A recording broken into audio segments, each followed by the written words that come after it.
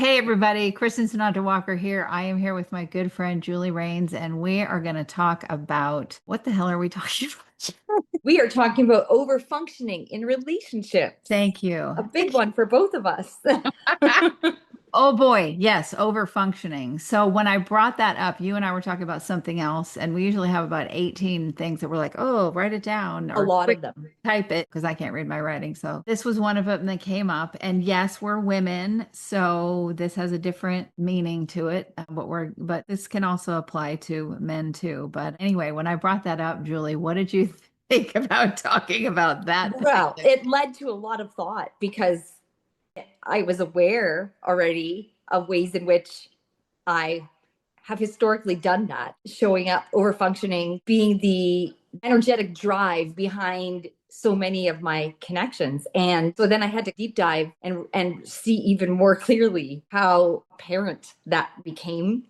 Again, it's a big thing, and unlearning it. It's a big process. There's a lot to that. It's a huge process, and because it's in so many areas, it's not just, oh, if I stop drinking wine, life will get like that. It's not a single act that you can go, if I stop this, then we're done with that.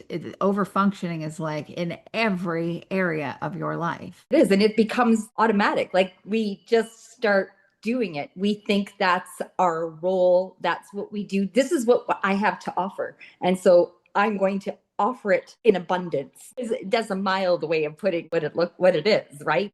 So then you're having to watch yourself or almost monitor a little bit as you go through connections and relationships. And am I doing this again?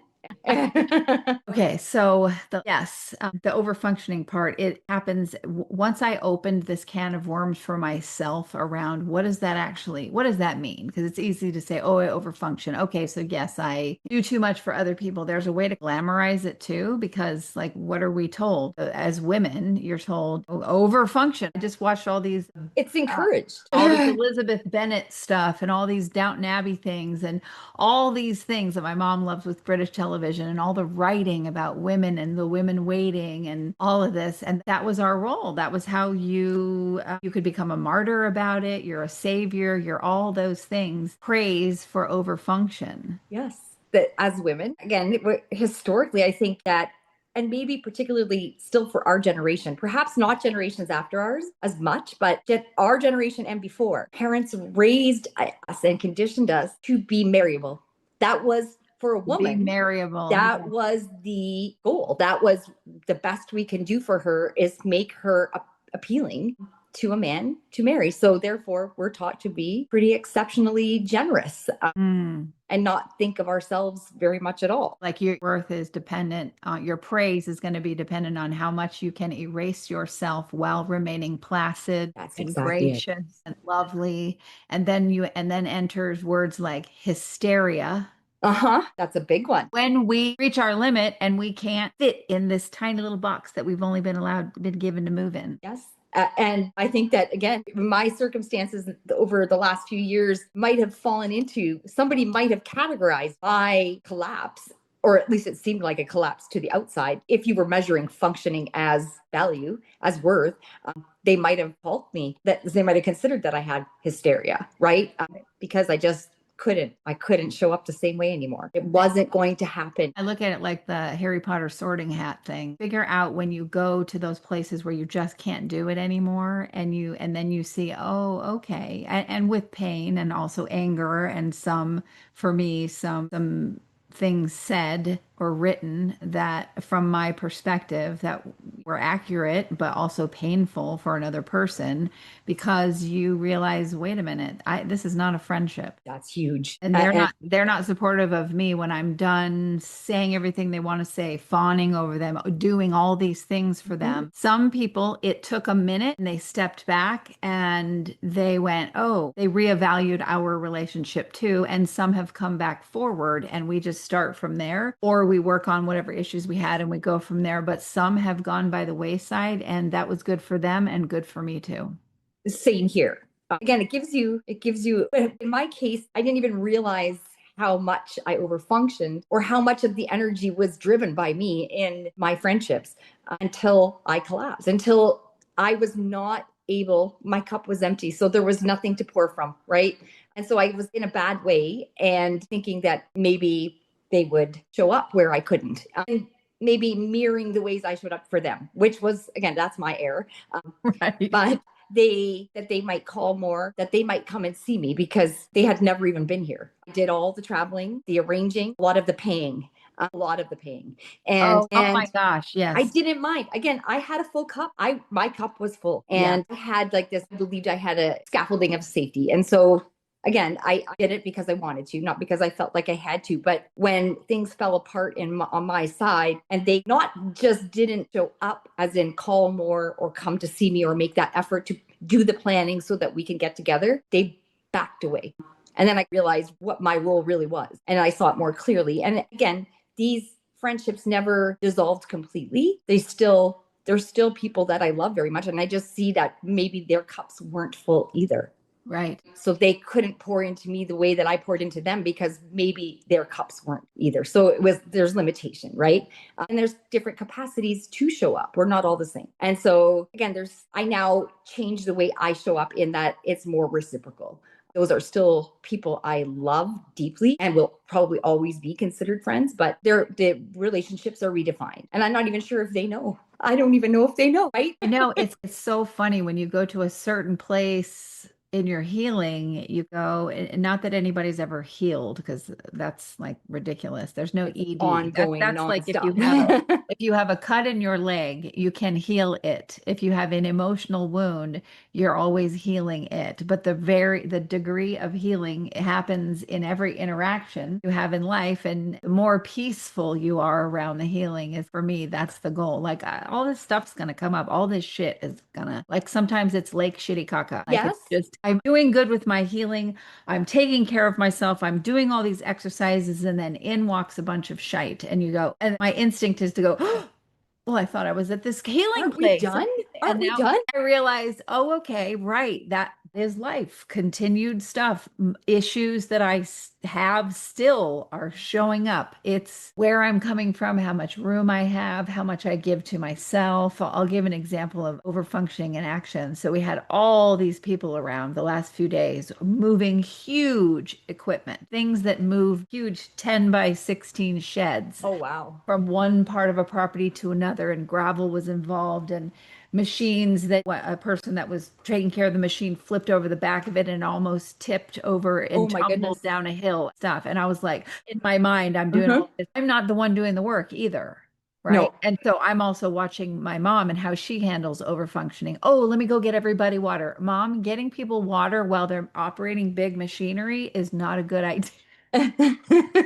But my mom will put herself in physical harm because somebody needs water. And that's not oh, look at how gracious my mom is. There's a piece of that, but it's also over It's her functioning. overfunctioning. And Yes, then yes. me sitting with her and saying, Mom, if I've got to manage all this and manage you and keeping you safe from yourself and your overfunctioning, you're actually adding to nervous system labor for Yes. me. So can we just walk out in the day and just set our intention in the beginning that you're going to try not to do that? I'm going to try not to do my things. If I need to look away. Like I used to with these things, I used to act a little arrogant about it. Oh, I'm fine. I'm the calm one. It's all good. Look at all, as if I'm some orchestra conductor, making sure. And in a way, you are. But what I realize is how much I wasn't there for myself. The anxiety that I had is strictly normal, but I Yep. was suppressing it so hard to appear To whatever, appear. Yes. that I'm just fine and everything's great, that I didn't even allow myself to acknowledge my own feelings. And what I did yesterday was I was there for myself as my friend to myself. I just That's beautiful. had a hard time. If you can't watch that machine teetering on a cliff, you turn the other way and let it do its thing because these That's people exactly know it. what they're Don't doing. look. Look away. It was just more of like, okay, here's my hand. Here's my other hand. You got this. Like, you're okay. And that's new for me in the moment to be like, you can be here for you and notice you exist within this matrix. It is not all about what you're thinking and doing and feeling. And if you aren't watching, someone's going to die and it'll be your fault because they did it on your watch and all those things. You can just rest and Just acknowledge all of that and be good. That's amazing. And that's also, again, something new for me, learning to steady myself for myself. Because again, a lot of my connections might have been somewhat codependent. My relationships, they might have been somewhat codependent in that I didn't know how. I had no one that could model that type of I don't even know the word I'm trying to say, but showing up for myself, by myself was foreign to me until more recently, where now I'm like, and again, the thing for me is very much, I have to touch myself to be present, right? This is present. I'm here. And then I can talk to me. It's amazing how effective that can be in bringing you down a little bit when it's way up there. That's what it feels like. Brings me back down into myself. And then I can talk to myself gently through it. Sometimes it's like I'm talking to a child. Yes. And it's me. Exactly. And sometimes we are to Yeah. that child that didn't have anybody saying, are you okay? Are you okay through this? Are you done? And so we do that for ourselves. And we're in a society too that is very hustle. Hustle culture is such a thing. And I think that both of my parents in their own way are neurodivergent, maybe different ends, maybe different, they're different ways. But I think both of them were, and they both struggled with hustle culture too. Absolutely. I watched my mom overfunction with my jaw on the floor, like teaching full time, raising 4 kids, going to university at the same time, doing all of that. And then again, how was she supposed to have anything left to nurture those more tender parts of us? There just wasn't anything left. And again, that's not anybody's fault. That was the demands, right? And nobody told them that it could be different. I know it makes me more able to look at everyone through a lens of, well, yes, this person may be acting like a jerk right now or whatever the way they're behaving. I'm perceiving that that's what it is, but I don't know the whole story. So I don't need to automatically, it's enough of something to give me a pause. Because I think what happens Yes. with people like us, we're so hyper vigilant. We had to learn how to read the room, read people, everything. That's over functioning too. It But we is. had to do that to stay alive, right? We did. Survive childhood. And so you develop it. And so I never gave things room to breathe. I meet someone, I immediately, okay, this is where I can be safe. This is how I can navigate this. And 80% of my perception around it was probably right because of I Yes. stayed alive in situations. So I'm obviously good at this, but 20% of it was wrapped up in my trauma. And at other times, more of a percentage of it, I was wrapped up in my trauma. And that influenced how I see people and this, and no room to process anything. So, how would I have the room to have any extension of understanding past my own little world that I could only live in because I was so, ugh. So now I like the pregnant pause. Just, okay. Don't need to make a conclusion about all of this right now. I can take time to think about it later. Since I process things somatically, I'm going to feel it in my body first. So sometimes I've got to take a minute, a night or whatever. And I just was allergic to the pause. The pause was hard. Because the pause doesn't support over functioning in It any doesn't. way, does it?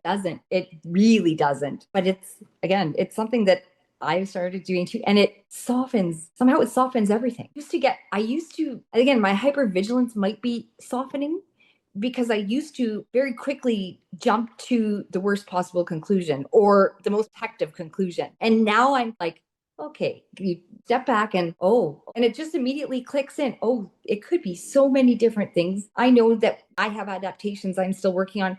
We all do. And so then right there, it's like, I remember what the bigger picture is that we're all trying to unravel. So many of us are doing that work. And especially if I'm interacting with somebody who I know it's even easier for me to things don't bother me. Like everything just don't get hurt feelings. I don't get nervous or paranoid. I'm not as worried about being liked or accepted. Yes. It's amazing. And that's different for me because I had several years of vigilance to the point of isolation, permitting.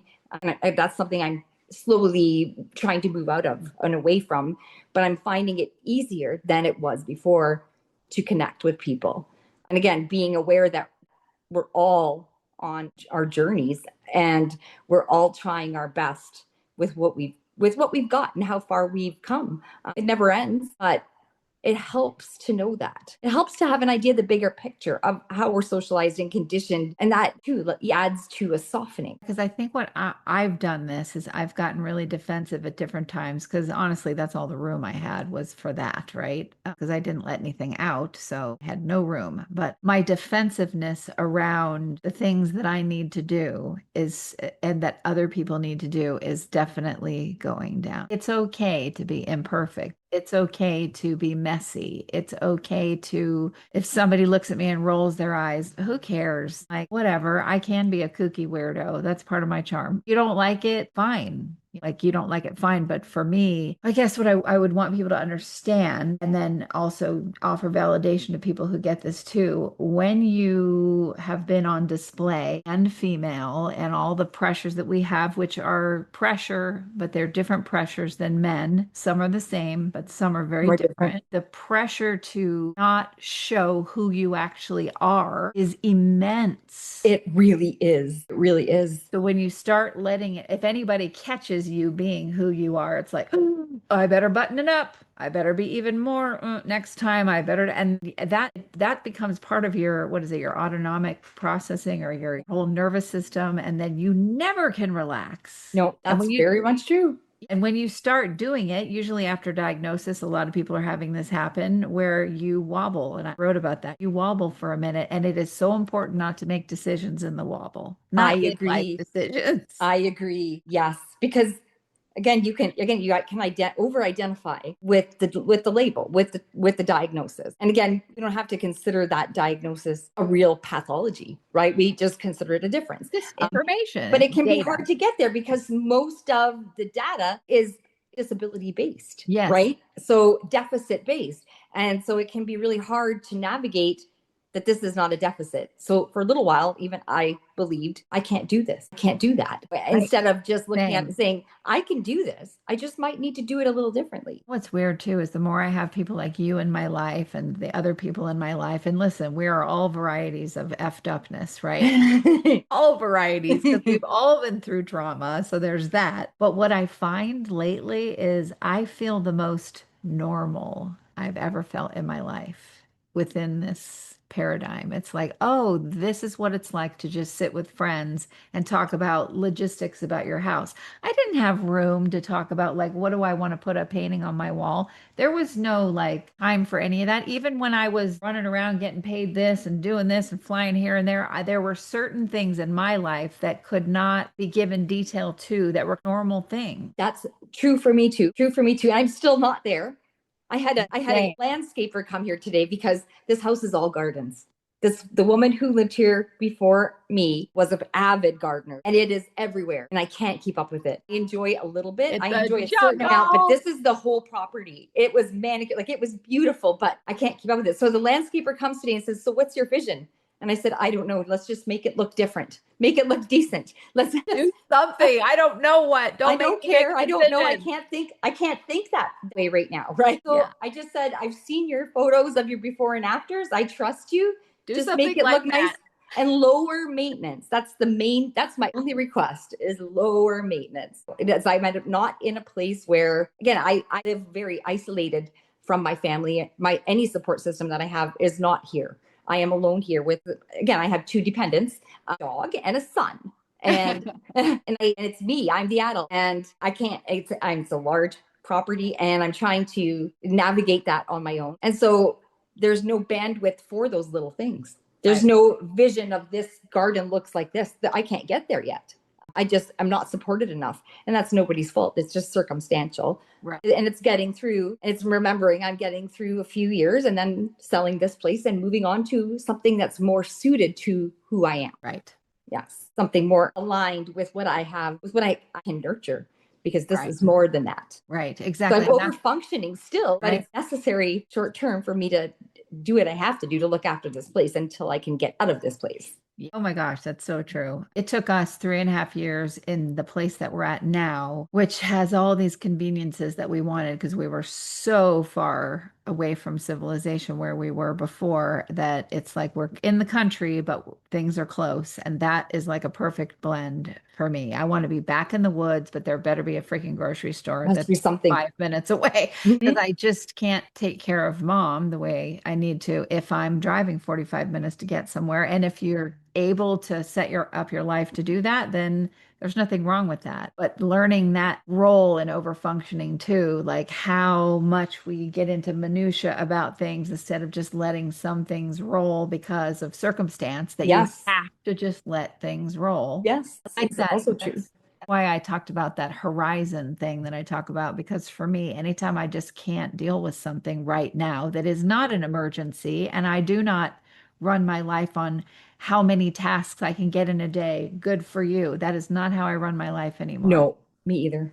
Now it's like, what? We can't find mom's phone. God knows where she put it. Let's just put that on the horizon because I need to go to sleep. I have animals to feed. I have a mother to make sure she's taking all Mhm. the stuff she needs to. And the phone, oh, I can hear how expensive it is and all those things pinging me, but I need to go to sleep. And that's the difference before when I was hyper this and hyper that and didn't know myself and didn't give myself time to root. I would have not been able to sleep You about the would have had to phone. find that phone before you could sleep. And now I'm like, whatever. And the world will tell you you're irresponsible, you're all these things because you aren't going after it, getting this. Mhm. And you better make sure it all looks good at the end of Yeah. the day because you might need to film how you perfectly figured this out. Good God. Again, learning to allow myself to be a little bit messy. Look at Drive this. by my house, it'll look half decent. But if you walk right into the property through to the other side, you are going to see a mess. You're going to see weeds because I don't care. I don't have the energy to care. Who says, who decided that our lawns and gardens have to look the way they do anyway? Like, who decided? Y'all have no idea what's going on behind this table here. Seriously. But like, why do we need 12 cat things that they only lay on like once a year? I don't know. And what is with my flock of seagulls? Anyway, whatever. All those things that you just go, oh, we are as a society, we're closing in on people enjoying seeing people in the wild, not in the wild of, oh, I'm on this great adventure and I'm jumping off a cliff. Look at me doing this thing. No, people are gravitating toward, here is someone wearing no makeup, they're whatever, and they're eating soup and they're talking about life, and that will get 1,000 follows Yes. and likes as opposed to a perfectly curated thing. Although some of those things still do, but in the lane we're in with what we do, the things that get the most attention are the ones where you're like, got something right here. But anyway, let me Yes. tell you about Granny's wisdom, and that goes off into the stratosphere. And what you have to be careful of is not getting addicted and dopamine rush to that. There has Yes. a balance with how much you share about your life as well. And that everybody doesn't, you and I are writers. Like we write about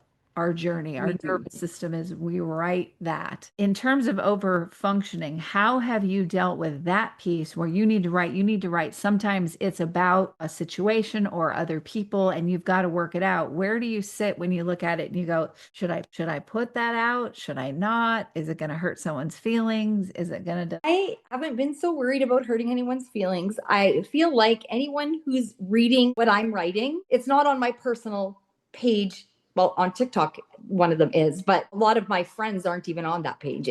It's just people I connected with there. But on Facebook, I have a separate page, and I'm not considering other people's feelings when I post. But what I do, because again, there's a softening that's going on within me anyway. It's real. I use a lot of metaphor. I speak of nature. I always add that layer of understanding where compassion doesn't eliminate harm, right? There's still harm, but again, you can still hold space for the other person. So again, I'm cautious, right? But not to the point where I'm censoring. I can say what I have to say, and sometimes I get flowery and creative about it in order to, diffuse it a little? and again, Yeah. there is a softness, so that's not even fake. That's a real expression because that Yeah. softness is true now. At one time it wasn't. At one time, at first, when I started realizing things, there was a lot of anger, right? There, you Oh, go through that actual pissed off stage where you realize things you didn't know before, didn't notice in your interactions with other people, in your relationships, the roles you played. And so there's that period of anger. And I was careful then. And that might have been a little bit protective, but now it's not. Now I'm saying what I have to say in it. And if they're reading it, they're probably doing the work too. So they're not going to be, I haven't noticed there has been nothing negative said to me by anybody that knows me. I haven't experienced that either. I did when I was doing podcasting and I was doing it when I was masked. That then definitely had people that would get upset. Not very often from people I know. What was weird was a lot of the time it was people that thought I was saying something about them that had nothing to do with them at all. And I thought, well, You weren't referring to them. They just assumed it no, was them. they just assumed. And I thought that was interesting too. But I go in a different route now too. I'm always very careful about it because I don't like the guilt or feeling like I've hurt someone, but then I need to say what I've got to say. But I do it in the same way where I go, I'm careful. I'm a writer. This is what we do. And I'm not How going we to process. exactly. And I'm not going to overfunction my responsibility around things I cannot control. No, no, that's true. That's true. When you, well, I guess you might want to edit this because I forgot what I was going to say. No, this is part of neurodivergence Done, right here, done. and menopause and all those It things. was a great thought, and then it just vanished. It'll come back. I do that, and I'm always like, it'll come back. It'll come back. If I'm supposed to say it, it'll come back. But I've had the sweetest thing with people that like they're just the beginning journey of figuring out what the hell is going on with them, and they read stuff that I'm putting out, and they get into it, and then some people will message me and then they go through this process of where they really start to feel better about themselves. And I'm like, oh, that's awesome. They're on their journey. But then they want to share every step of their journey with me and they'll start sending me 80,000 texts. And I'm like, okay, listen, I am so happy for you. However, you can't outsource your nervous system to somebody else. No. Have to contain because I remember when I first started really getting back into writing, I would screen print all these things and I just wanted to share them with everybody. Don't you see how great this is? And people would be like, I'm not in the mood for your whatever. And I had my own shit to deal with. Seriously, Kristin. And so I just learned, okay, I can keep it to myself. I'm excited about it for me. Yep. Just because they don't see it doesn't mean it's not real. Right. Exactly. Some people need other people to see it or a specific person to see it because maybe that's all they're comfortable with in order for it to really be real. They want to share it. But again, it doesn't have to be one specific person. That's why mine goes out there. Right. I never had a person like there was no one for me to share anything with. No one I felt safe sharing anything with. And so from my sister, right. Occasionally my sister, but I also realized I didn't want to tax her. I don't like putting my weight on other people. It doesn't feel good to me. And so I processed myself and I wrote, and that was it. And I put it out there as a way of sharing it. So then I wasn't taxed. Again, if you were going to read it, you wanted to read it. I wasn't making somebody exactly. They can choose right? to go look at it. Yes. Exactly. Yes. And again, I found the same thing. Sometimes I'll get contacted and ask questions and big long shares, which I don't really mind. Not at all. But again, there's boundary, and sometimes it'll get to the point where I just don't see for a few days, or I'll suggest processing through writing themselves and sharing it the same way. That is how I did it. Yes, same. And again, because being empathetic, and I'm empathetic to such an extreme that I will feel it with you. I will be, oh my God, going through it right there beside you as if it was happening to me. Yep. And so I do have to be careful. Here, like I can't wake up. Well, I've thought about this. I get irritated when I wake up in the morning and there's like 50 text messages. And I'm not kidding when I say 50. That's a lot. That's a lot to wake up to. And I went 3.5 years without getting any text messages. And then when I was getting hundreds a day, and then I went to nothing and was like, oh my God, I'm so grateful. I could put my phone in a drawer and I don't even know that I have a phone for weeks, right? And now we're back to a modified version of what I did before. And I'm just like, okay, all right. You can navigate this from a healthier place because I do tend to have people come in. And I like that. Wasn't healthy enough though. I over functioned in that so hard that I made it messy for myself. I'm not putting that on anybody else. And I made different choices that were very difficult for me because I didn't have any boundaries. You're saying the same experience that I had. Like even the way you went from busy phone to dead phone to now it's picking up. Like the parallels are phenomenal. It's really mind blowing. It's so funny. And when you wake up with 50 messages, I instantly go, and then I'm irritated with not everybody, but I'm irritated and I'm like, wow. And then I sit and go, okay, all right. You can choose to be irritated about this, or you can choose to wear a hat of something else, Kristen. That's what I tell myself. Wear a different hat about it for a day. Or Don't, see it as I can answer these or when I get not. to it. That's right. Or not. Exactly. Or when I feel like it, right? There are Exactly. times I know that I can't respond and I no Exactly. longer pressure myself to answer. I will answer, but it will be when I can. So that I'm giving an answer that's meaningful instead of just responding when you're in From a rush or focus yeah. something else. They're going to get a more thorough or deeply thought through response. So that's something that I now don't have a problem with anymore. Where before I would have done gymnastics to get to everything right away. Exactly. Was I pleasant enough? Did I help this? Oh, I mean, just my God, the the stuff. analysis. Oh, yes. Oh, Or yes. was I too much of a jerk? Was I too harsh? Am I going to hurt their? Oh my God, please. And I thought it was funny the other day. Well, just yesterday when all these equipment people were here, which have been for a few days, when the last big piece of heavy machinery left the property, I was like, okay, nobody died. Nobody got hurt. It's all good. But I remember the day before this big move was going to happen with the shed and an RV and all this stuff. People that work in construction are like, whatever, we've dealt with that every day. But if you're not used to that, it's a big deal. It's overwhelming. On a A lot. country mountain with tiny roads and all that. But my friend Tom, which you all know him as Nat, I said to him on the phone, I'm just going to try not to have anxiety the next day, yesterday, about what's going on. And he goes, you can choose. You can choose. And the way he says it, because I know him well enough now and I feel safe with him, my nervous system feels safe there with people like you also, that I don't get defensive all the time with Tom. Not all the time. Good. When he says those things, because the whole man telling woman to calm down. That's a thing. That's a No, trigger. Yeah, don't that's a do it. trigger. Save yourself. Yes. Don't do it. But anyway, Write that aside down. from the in your camera, yes. But he was able to say it in a way that was like, you don't have to necessarily do that. And I heard him and I went, you're right. I actually don't. There is a choice here. And that's how I look at all How those messages beautiful too. There's a that choice. I you don't could have to get up. know him that well and in such a way that he could say that to you and it doesn't trigger that response, that reaction of how dare you, don't you dare, right? That shows a lot of, you put a lot of, you've both invested a lot into that relationship. To be really good, safe friends. It's a And good then friend.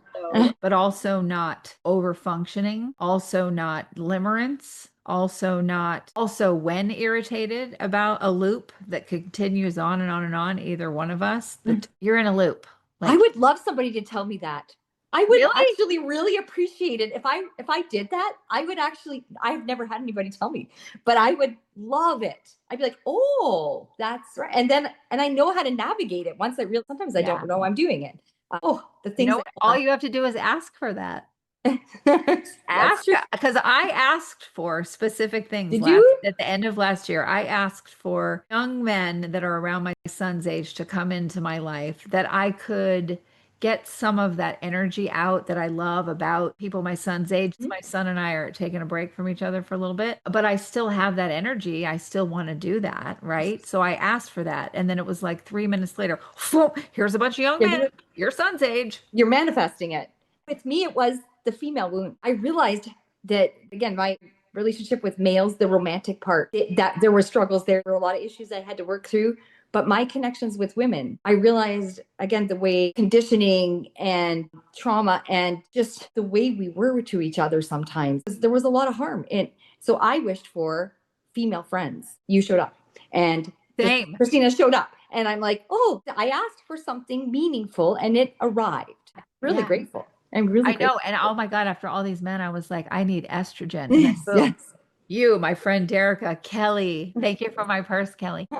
All of these amazing women showed up. And I'm like, oh wow, this is how this works. It's wonderful. It's refreshing. It's going to a place where you get regulated, you have some self-love, you've created room, and then you ask from that space. You don't ask from, please Yes. give me that Mercedes or whatever. Not that it's wrong to ask for a Mercedes. It's just like, don't ask from grasping. Don't ask from the grasp. How's that? Like, don't. That's a good way to say it. Don't ask from the grass. I love Yeah, that. so true. Because you ask it and then be prepared because it will show up and you still, it doesn't mean that those things show up and everything is hunky dory. It means that those things show up and you still got to process your shit with them. Yep.